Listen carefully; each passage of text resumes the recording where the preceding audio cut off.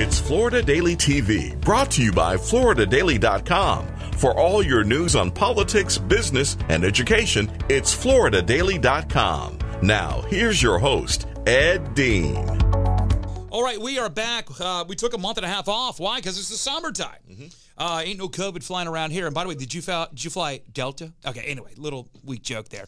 Hey, good to have everybody back with us. It is Florida Daily TV. I'm your host, publisher, Ed Dean of FloridaDaily.com. Hey, we got a great show lined up for you. Roger Henderson, who co-hosts with me in my morning show, which is heard all throughout Florida. And then David Williams, who is the president of the Taxpayers Protection Alliance. David's been on with us for years. So let's get to it. David, I'm going to start with you. Why didn't need Democrats to pass the bill when the Republicans, 19 of them, even Mitch McConnell, said, well, we don't know if we're going to vote for this infrastructure package, turned around and voted for the infrastructure package, which still puts $300 billion worth of debt, still got extending of the tax increases out there on energy and things like this, and it's got a little bit of the Green New Deal going on. David, why? You know what, David? I'm convinced. I was telling this to Roger on the morning show. I'm convinced they went along with it because nobody's following the infrastructure package. What do you think?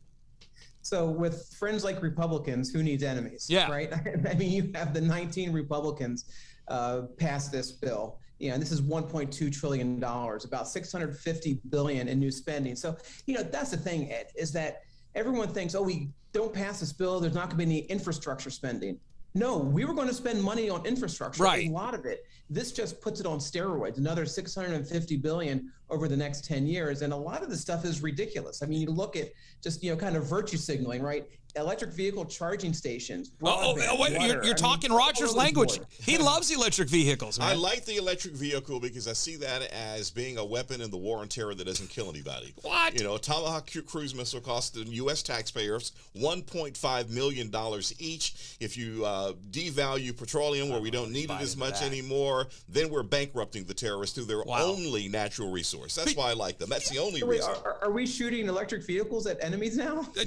No, but if we don't need petroleum, then they don't get any money. You know what's funny about the whole electric vehicles involved in this infrastructure package? So all of you listening out there, this is not going down the marketplace. The government is let me use this in air quote. The government is encouraging to drive electric vehicles. The only reason why Ford and Chrysler are going down this road is because the government's throwing a boatload of money at them, which means, hey, if I can get some extra sweaty wad of money, the private sector ain't going to do it, but the government is. Ain't no business turning that down, David, for electric vehicles. Well, Ed, and therein lies the problem, is the government's going to mandate renewable energy usage by 2030, 2050. And that sounds great, but what happens is it opens the floodgates for taxpayer subsidies, because if you're a city, a locality, you're like, well, we're not going to be able to adhere to this new mandate.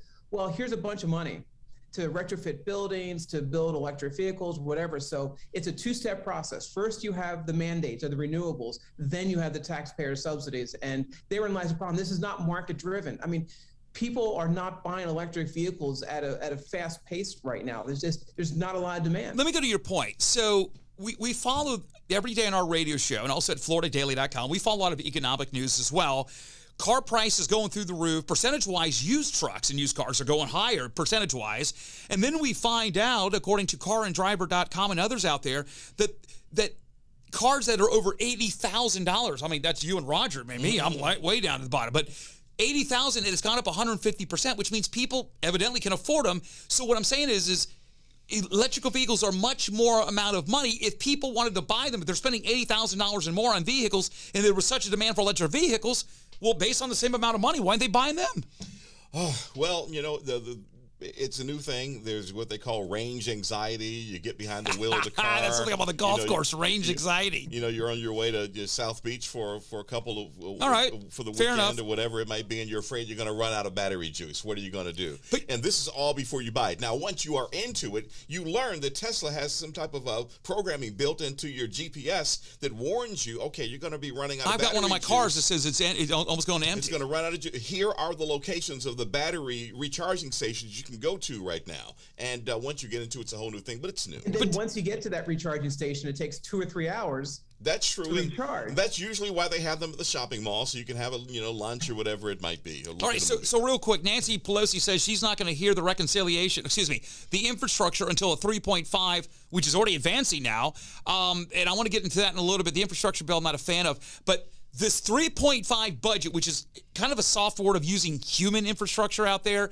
I was going to play the clips, which I normally do on the radio show. The Democrats are saying that, for all you audience members, listen to this. The Democrats are saying that this is now tax cuts because of why? You ready for this? Because of the tax credits given to families. David, a tax cut, by the way, Republicans are also to be blamed because they've always been pushing this. This is welfare. Listen, if the government owed you money from your refund for your IRS and they paid in a one lump sum payment, or technically they could say we're giving back your tax money over a certain period of time.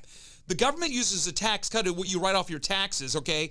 The bottom line is, if you're not paying federal income taxes, how is this a tax cut? Number two, this is welfare. This is not a tax cut.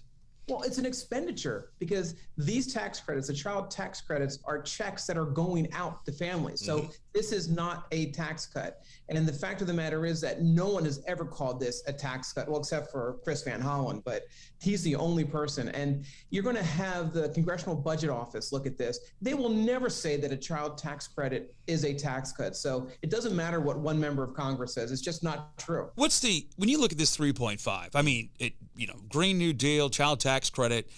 Raj and I talked about this, and it's kind of like what David's pointed out, David Williamson, the Taxpayers Protection Alliance. This isn't an appropriations bill that you have to look up at every year. Once this is legislation, when it is passed, it becomes an entitlement, Raj, which means the amount of spending, Republicans will win next year. But when you start getting this income coming in, and Republicans, I don't think they're going to try to cut it because they'll lose. There's no way they'd want to cut this. This is going to be a permanent thing because if you're getting an extra, say, $900, it automatically deposited into your checking account every month, and your budget then depends on that because you're paying your car payment out of it, or helping to pay the rent or mortgage, and then the mean Republicans come along and say, we want to take that away because it's welfare. Guess what? You're not getting elected.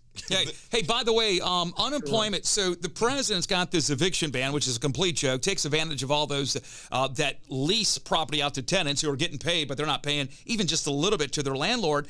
And then we've got deferred payments. I mean, the economy's doing so well, but yet we still got to spend trillions more. So we deferred college loan payments out there. And then also now the issue of 12 million, Reuters had just reported, 12 million still collecting unemployment checks. Is the unemployment going to end in September, or the Democrats, we know, will use COVID variants, Delta right now, as an excuse? Will Republicans go along with extending unemployment checks by the end of next month?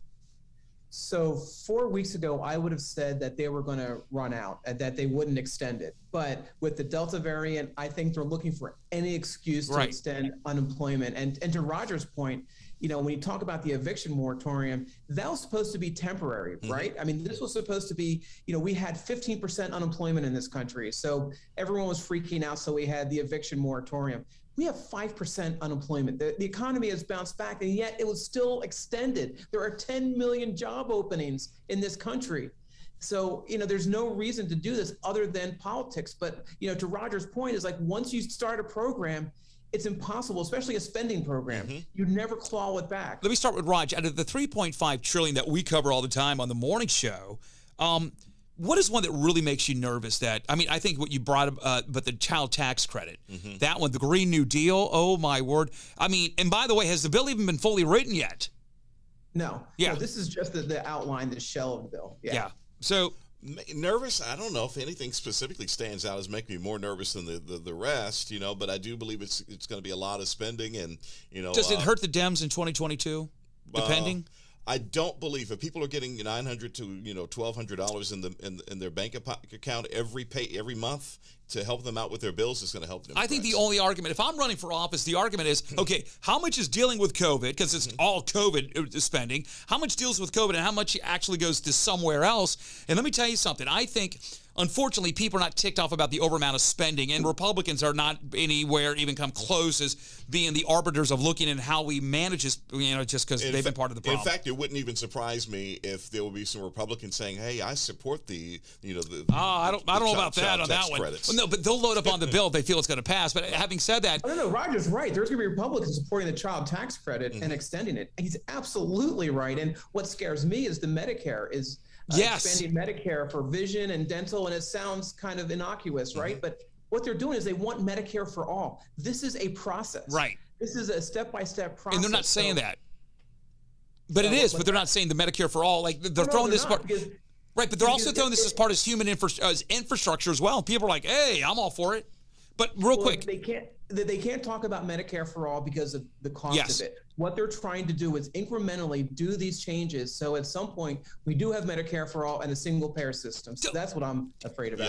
I'm thinking, I asked this to Raj, nobody's ticked off about the amount of spending, but I think that if I'm somebody who's running against somebody who voted in favor of the bill, Republican, Democrat, whatever, you sit back and go, okay, listen, you got $1,400 of checks here, Raj, and yet the arts that nobody can go to, which has an endowment of how many hundreds of millions, got another 50-plus millions, like the Kennedy Performing Arts. We're calling it all infrastructure. I think that's going to tick off some voters. It very well could, but probably not a lot. I don't believe the average voter is that involved in following the information as well as you and I and David are. So, and I don't know if it's going to necessarily tick them off. So we're in August. Go ahead. Roger, tax increases that's what's going to really make people mad. And I think that's what the Democrats are afraid of. That's why you have Chris Van Hollen saying that a child, these tax credits. I got to send it to you. It's absolutely hysterical. They have to change the language of this because they can't talk about raising taxes because that's not going to fly with people. I was mentioning to Roger on the morning show today that one of the things that, you got, Kristen Semina, who, by the way, more moderate. She's actually got better numbers than Biden in Arizona. And then you got Manchin, depending what day he wants to be a moderate. But they both have said they won't support this. Is it possible, because you do have some states that Democrats represent where they want to go after fracking and fossil fuels, that some Democrats may have a red flag saying, I'm not going to support that. Is that possible, or it's just going to be the typical two Democrats that we just mentioned that are going to vote against the bill? Well, listen, Manchin has never backed away from supporting the filibuster. He hasn't backed away from a lot of his moderate positions. Will he? Possibly, when it comes to $3.5 trillion. I don't trust him. I don't trust any politician, to be quite frank. But, here's a guy that he has way too much power. You remember when Robert Byrd had all the power from West Virginia? Why does West Virginia get these senators that have so much power in just weird different ways? But I don't trust Manchin because I think that he could cave. And if he gets what he wants out of the bill, he might vote for it. Talk about back scratching. We saw this during Obamacare. Remember all the back scratching and the little deals that when's Manchin up again? I don't know. Did he get elected in 2010 or 2012? That's what I got to find out. Yeah. Be kind of curious on that one. So the president can brag about getting a bipartisanship from the Republicans. That's fine. Having said that, does anything else go forward? Or, hey, now we're running in September. Time's going to kind of whittle down. What do you think? Oh, time is whittling down big time because you have the end of the fiscal year, September 30th. And I think that very little happens. And listen, when I say very little, the reconciliation of $3.5 trillion is the big thing that's on their plate right now. So, when I say not a lot, but that's a lot, right, Ed? Yeah. And this could, again, we see this every year, butt up against Christmas and New Year's.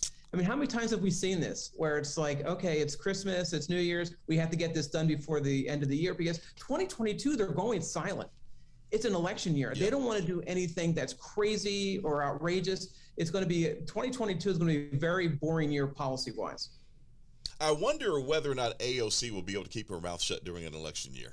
I hope not. Obviously, she's got a safe district, and I think on purpose they were shutting her up in 2020. But lately, she's been getting back on TV. CNN did a documentary on her. Here's the thing: I don't think running ads about. Roger, hold on a second. Go ahead. I am impressed with how disciplined the far left is because they haven't said a lot of crazy things. Yeah, they have been pretty silent, and I think Pelosi has clamped them down. It's like, listen, we want to get these things passed. Don't ruin it for me. I don't know what's happening, but the squad has not been very vocal in the last few months, which I think is on purpose. Yeah. I don't see running ads with.